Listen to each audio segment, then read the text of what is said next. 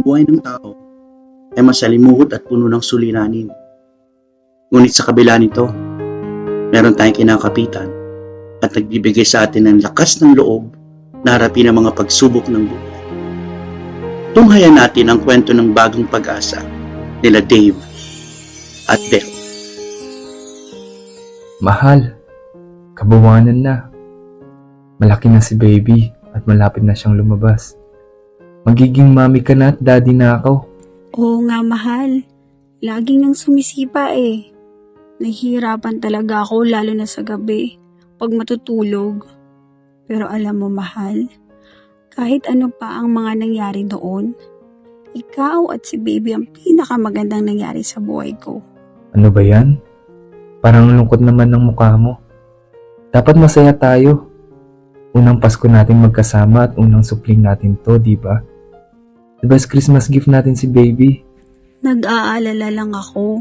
Ang dami kasing nangyari. Dahil sa akin, hanggang ngayon galit sa'yo ang best friend mo. At hindi ka na rin kinakausap ng family mo. Sa una lang yun. Sanay lang sila na lagi ako nandyan para sa kanila. Pasensya ka na, mahal. Wala akong maibigay sa'yo. Ngayon pa talagang magpapasko at manganganak ka. Saka naman ako nawalan ng trabaho. Biglaan kasing nagsarado yung construction company na pinagtatrabawan ko eh. Ang malas talaga. Okay lang yun, mahal. May awa ang Diyos. Hindi niya tayo pababayaan nila, baby. Makakaraos din tayo. Bukas, Pasko na. Aray! Mahal! Malapit yata akong manganak. Naku, mahal! Naku, paano yan? Kaya ako pa naman. Sige, kapit ka muna, baby. Subukan ko munang dumilensya ng pera ngayon para sa pang-hospital natin. Sige, dito muna ako at magpapahinga. Balik ka kaagad ah. I love you, Dave. I love you, mahal. Mapalad ang taong matagpuan ng isang tunay na pag-ibig. Saan kaya pupunta si Dave para humingi ng tulong? James! James! James! Tol, si Dave to. Nandyan ka ba?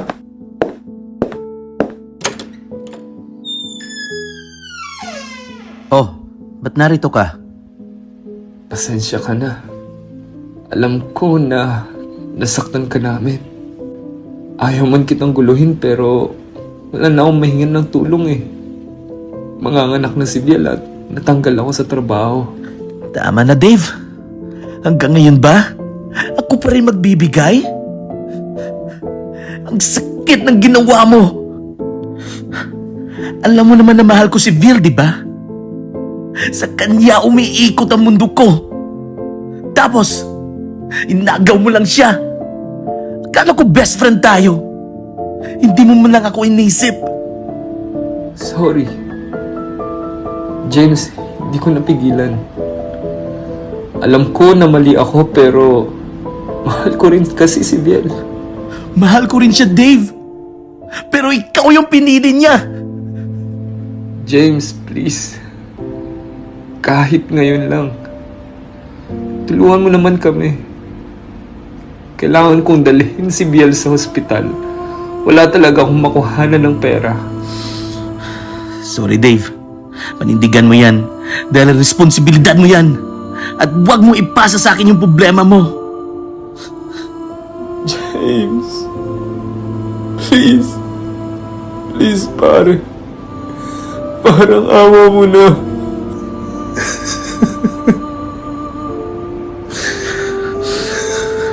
Go! Get out! Lumayas ka na dito!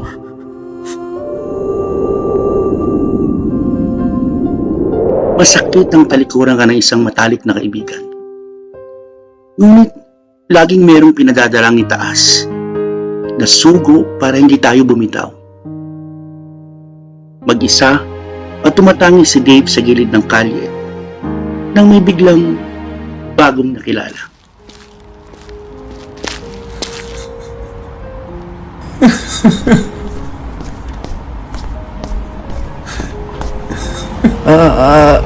Kuya, may problema ka? Ba't ka umiiyak? Sino naway sa'yo?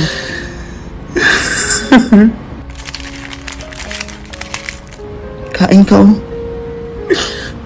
Kuya, kain ka muna, kuya. Tapos, hingi ka sa kanya tulong sa problema mo. At sigurado akong tutulungan ka niyan sa nasa taas. Dahil alam niya lahat ng mga problema natin at anong kailangan natin. Salamat po. Salamat. Salamat.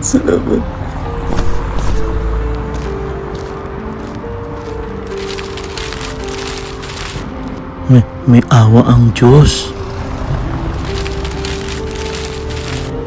Tapos, hingi ka ng tulong sa taas. Sasagutin niya problema mo. May awa ang Diyos. Magdasal ka lang. Pero pag minalas ka, tuloy-tuloy hanggang sa matinding kagipitan.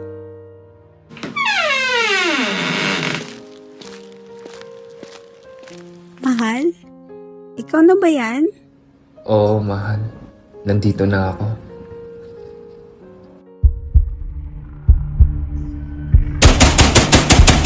Hoy! Buksan niyo itong pinto! Alam kong andyan kayo. Asan ang bayad niyo ng renta? Aba, hindi pwedeng madali ang bayad niyo dito sa bahay. Dahil nagbabayad din ako sa building. Pasensya na po. Natanggal po kasi ako sa trabaho at manganganak pa si Viel. Oo nga po. Ang sakit na ng tiyan ko mula pa kaninang umaga. Hindi ko nga po madala sa ospital dahil wala po kaming pera eh. Baka matulungan niyo po kami. Ay, nako. Puro kayo problema. At ako naman na ipapasalo mo ng responsibilidad mo. Ganun ba? Ikaw kasi, Viel. Dapat kumuha ka ng lalaking kayang magbayad ng upa. Basta. Magbayad kayo ngayong linggo. Pasko na bukas. At kailangan ko pang mamili ng pang Noche Buena. Aba, hindi ako si Santa Claus. Ay, asawa kasi. Wala naman palang pera. Wala akong pakialam sa problema niyo.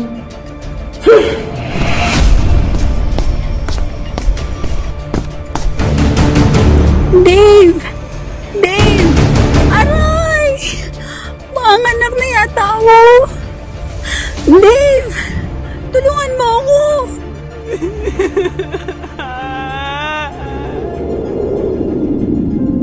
Nalalapit na ang oras ng panganganak ni Gail. At ilang oras na lang, ay Pasko na. Ngunit, patuloy pa rin ang pagsusumamo ni Dave sa paghingi ng tulong.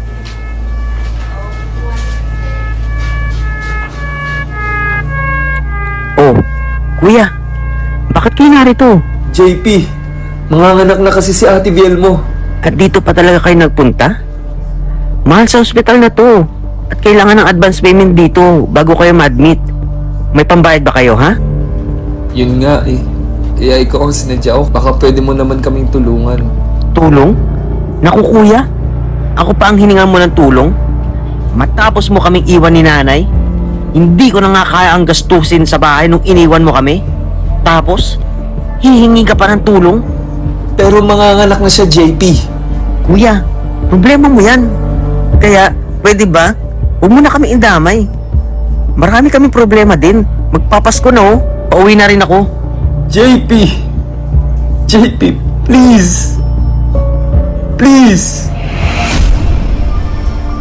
Mahal, hindi ko na kaya. Aray! Tintiis na lang, mahal. Lipat tayo sa kabilang ospital. Tintiis na lang.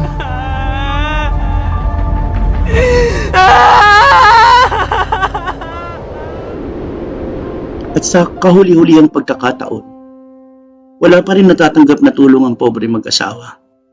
Ang saklap ng buhay. May awa ba talaga ang Diyos?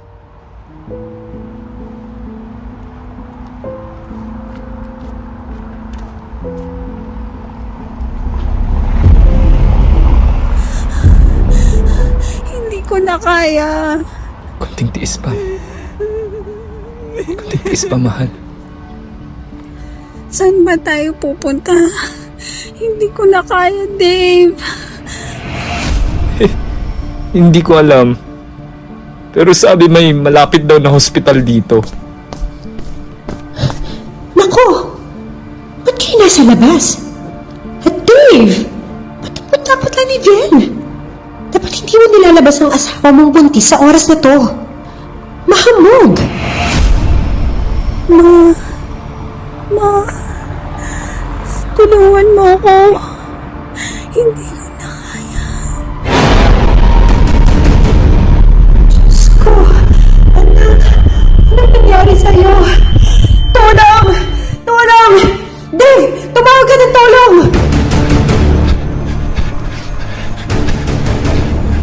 Kuya, sino yung sumigaw? Bunso! Tulungan mo kami. Mga anak na talaga si Biel. May sakit siya sa puso, baka hindi niya kayanin. Oh, Dave! Bakit? Ano nangyari? Si Ate Biel, manganganak na yata. Ha? Bakit dito? Please, tulungan niyo. Tara na! Anak! Anak ko! Diyos ko, wag po! Vil? Vil? Kuya, si Ate Biel. Mahal. Konting tiis pa, mahal. Anak!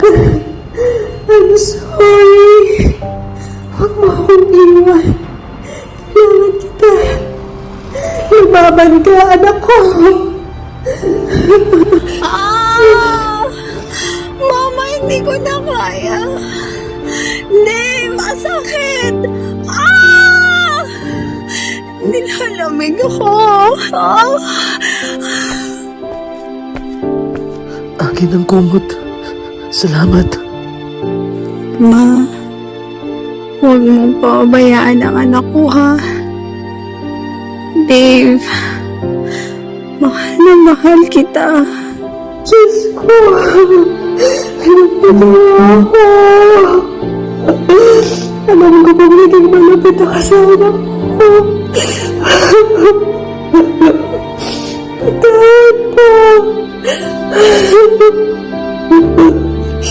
Tulungan niyo po kami. Parang awa niyo na po.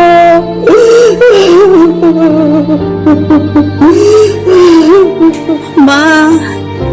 Ma! Diyos ko!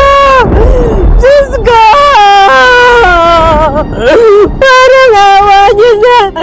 Tulungan niyo kami! Ma!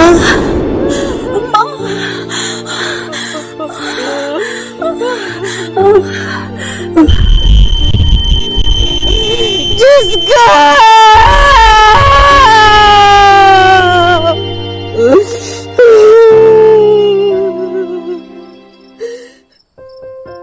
Kailangan ba nating hintayin na mawala sila bago tayo magpatawad? Kailangan ba talagang may mawala ng buhay para malaman natin ang tunay na Pasko? Bakit? Bakit?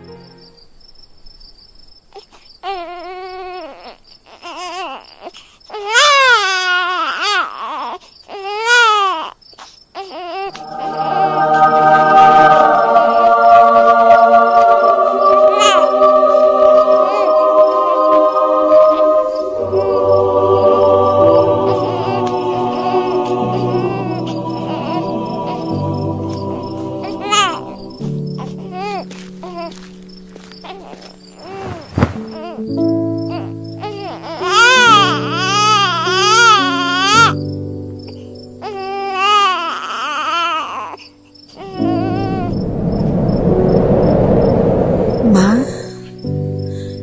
Dave? Diyos ko! Salamat po! Salamat po! Mahal? Buhay ka? Ito oh. Malusog si baby. Salamat sa Diyos. Salamat sa Diyos. Salamat sa Diyos. Salamat po. Salamat. Salamat. Salamat sa Diyos. Ang araw na ito ay Pasko. Pasko ng pagkabuhay ng ating tagapagligtas.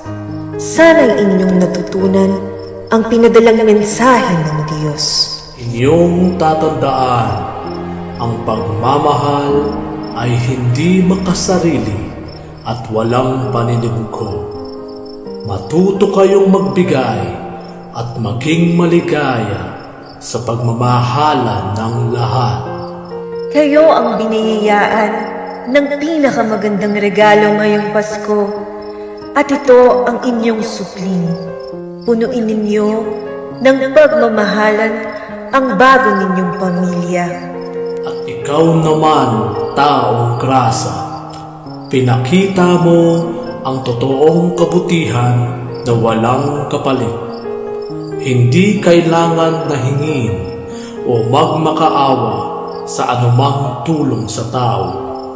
Ang totoong mabuting puso na puno ng pagmamahal ay ang nagbibigay ng walang kapalit. Ngayong Pasko, Van, sa iyo namin binibigay ang bituin ng Pasko bilang pagpupuri sa kadakilaan ng iyong pinakita. Nawa ay pagpalain ka ng Diyos.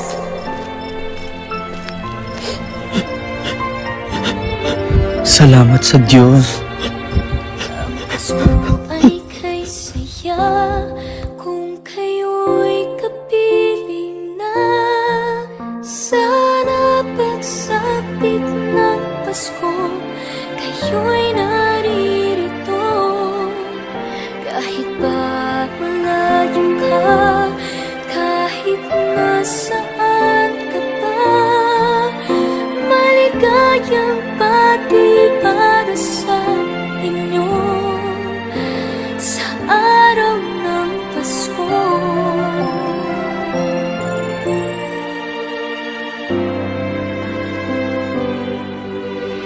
Di ba't kay kanta sa atin ng Pasko, naiiba ang pagdiriwang dito. Pasko sa ating hahanap-hanapin mo. Walang katulad dito ang Pasko. Lagi mo na maiisip na sila'y nandito sana, at sa Noche Buena ay magkakasama. Ang Pasko ay kay saya kung kayo'y kapiling na. Sana pagsapit ng Pasko, kayo'y naririto. Kahit pa malayo ka,